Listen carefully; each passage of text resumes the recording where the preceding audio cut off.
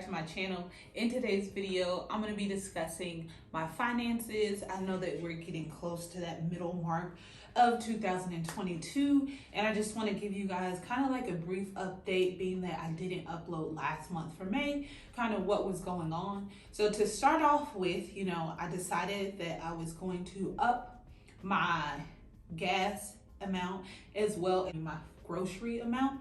So with that being said, I decided that within doing that I was going to switch back over to the envelope system, which seems to be working pretty well for me. So I may take you guys along just kind of as I go to the bank, withdraw some cash and stuff it into the envelopes that I have here, and then kind of what my breakdown is for each week. That seems to be working well with me. One of the things that I did want to mention that I did last week, so I did have to do some car maintenance.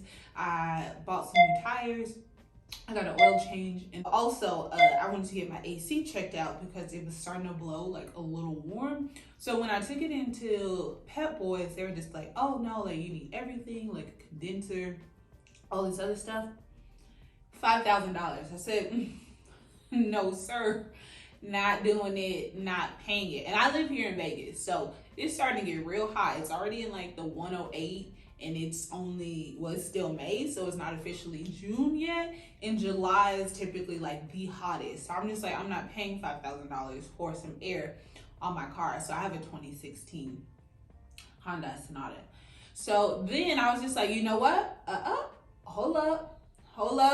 I remember when I was purchasing this car almost 5 years ago that I decided to get the extended warranty. So when it comes to extended warranties, depending on the condition of your car, so I bought my car used from Hertz, but previous it was used as a rental car. So when I got it, it was about 40,000 miles on it already, which to me, like, it was a lot, but not a lot at the same time. Like, I don't think that I do too much put too much mileage on it here in the city. However, I was just like, you know what? In 5 years, something is liable to happen to this car. So just go ahead and pay. I think I paid like $2,300 for the extended warranty.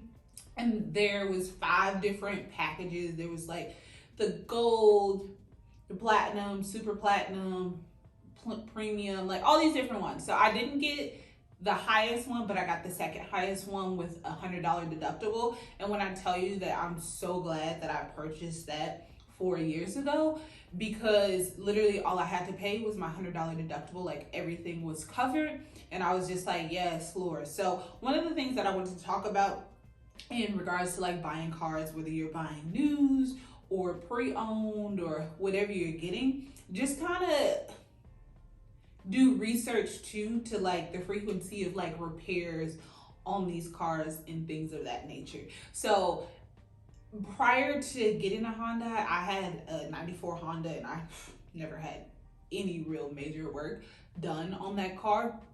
But I know 16, I felt that, you know what, just in case, I would rather be safe than sorry. And at that time, I already knew that I was going to be paying off my car within like a year, and I ended up paying it off in like a year, in like 2 or 3 months.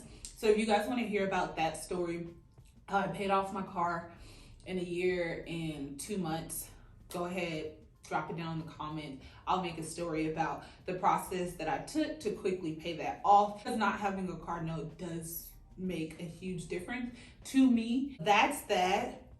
Glad that was taken care of. But as far as like my finances moving forward, one, because gas is on the rise. 2, I don't think that I'm going to up my gas again, because it's already like at 180.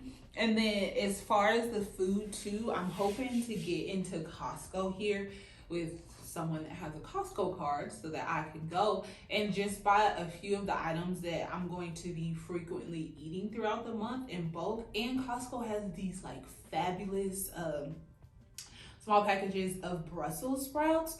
So they are just like to die for. So if I can get all that done, I will show you guys in maybe like a what I eat in a day type of thing throughout the entire week. Because usually Monday through Friday, I generally eat the same things. And then on the weekend, I'll just like cook for myself like right then and there and not do the meal prep type of thing. But anyways, getting back to the finances. So from a financial standpoint, my goal for this month is just to pay off the remaining balance of my credit card.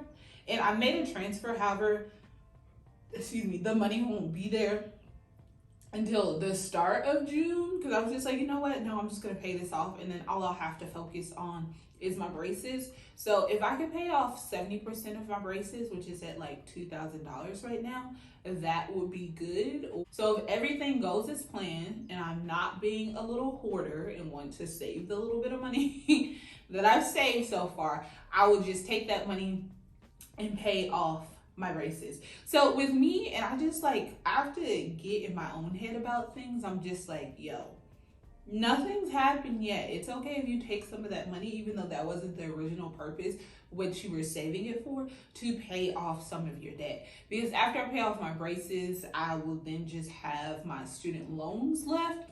And my overall goal for the year was to pay $14,000 towards my student loans. So if I could just focus on my student loans from July all the way to December, that would be really, really good for me. One of the other things that has come up over the past 2 months that I really do want to do, I do want to purchase the Peloton treadmill. So when I went to visit my friend in California, she let me use hers, and I was just like instantly fell in love with it. And one of the things that I've been seeing from a fitness standpoint is that the way that my schedule is set up now, I really don't have all that much time to go to the gym before work like I was previously. So if I could just go down into my garage and get like a 30-minute session, 30-minute sessions, because they have those on there, that would be great for me. And then, you know, throughout the rest of the week or like on the weekends, then just kind of focus on the gym. That would be great. Perfect. Top notch. The treadmill is about $2,500. The only downside to that is that when you have to pay to get the live sessions, which is $40 a month after you've already paid $2,500, and I don't plan on canceling my membership because I still work out with my trainer. So that's something for me. Now, granted, you don't have to purchase that option, but it's just like, I would like to purchase that option, but then at the same time too, I need to see like, when are these live classes happening? Is it going to be the trainer/instructor that I really like? But that's another story. So that's just kind of a brief overview of everything that's been going on here. As I said, later in the month, I will give you guys the extensive overview with the extensive in-depth talk about the goals that I've been reaching, like on my account minimums, as far as debt, what my new updated debt number is, and just kind of like how I've been feeling mentally, things I've been having to let go of. And then also I have been working quite a bit of overtime. There's not quite a bit, but somewhere around like 25 to about 34 hours per pay period extra in overtime. So that too, you know, has been taking its own toll of putting that in. But I know that in the long run, it's all going to be beneficial for me. And the quicker that I get some of these things paid off, the sooner that I can start allocating my money to other places, like investing more in the stock market, or just, you know, making some personal purchases or saving, because eventually I would like to have an investment property. Now that's a little bit further out, maybe about 2 years down the line, but you know, you got to start at some point. So if I could accomplish everything that I need to accomplish this year, then starting 2023, that would be something for me to look to really start doing on a continuous basis. And another thing that I'm finding out is just, you know, holding myself accountable for the purchases that I've been making. Like if you guys are new to my channel, go back and watch some of my older videos where I kind of just talk about like how I'm feeling mentally and me being attached to certain things and me not wanting to do certain things when it comes to finances or not feeling comfortable or just kind of having this safety net. But anytime that I've stepped outside of that safety net and went with the flow, it was just like, you know what, I'm just gonna make this purchase. Then things turned out to be in my best benefit. And that's something that happened with my whole car process. Like, I was just constantly making payments. Like, sometimes I was making weekly payments, but at the same time too, there comes a certain level of discipline that you have to be committed to in order to accomplish certain things. So, in all, I hope that you guys have been fine. In the comments below, let me know what's been going on with you financially. And as usual, I'll catch you guys in the comments into the next video. Bye.